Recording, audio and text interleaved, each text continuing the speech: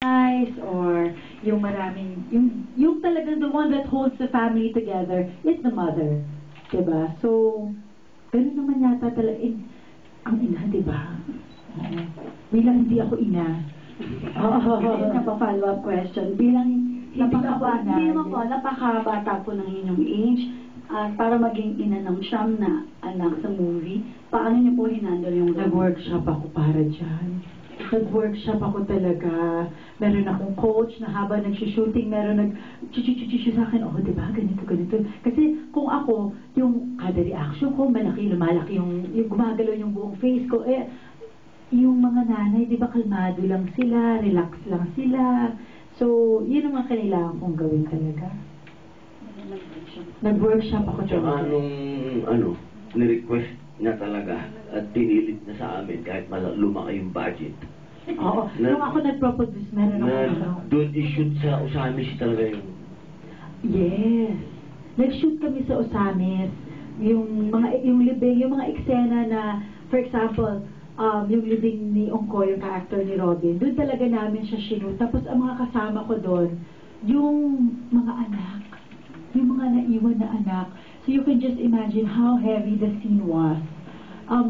Nung natapos na nag-cut na si Derek, tuloy-tuloy pa rin sila. They were still crying. As in, they were really weeping. Because they could recall the pain. It was like yesterday for them.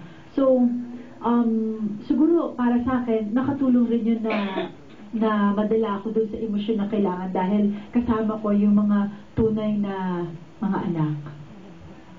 Nakatulong pa naman ako. Oo. Ako sana nakatulong rin sa kanya para nakasakit pa nga ako sa kanila kasi nabalik yung kinalimutan na nila, di ba? Hiyang-hiya ako after, tapos na, sabi ko, kasi nag-play pa ako ng music. Siyempre parang maiyak ako, di ba? Dahil hindi naman ako super actress talaga, di ba? So, nag-play ako ng music with Beneath My Wings. Ay! Iyak silang lahat talaga. Saka yung, not yung tears na parang, ganun talaga, hagulgol. Buhay pa po yung mga babae. Opo. Thank you po. Akin Sir Robin po, nabanggit po ni Direct John Villarin, yung si Kylie daw po ay isa sa promise niya. Kinakitaan na ng galing sa action. Ano pong masasabi niyo tungkol doon? Pagkagaling po kay Smokey, ako'y nagpapasalamat sapagkat tumanda na po yan sa ABS eh. Nakakita niya lahat ng artista para mapansin niya po yung anak ko. Maraming salamat kay Derek.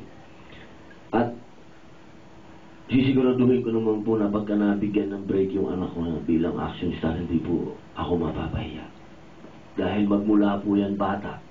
Magmula po na nagkaisip yan, nag-training na po yan, isa lang ang pangarap niya, maging action star. Opo.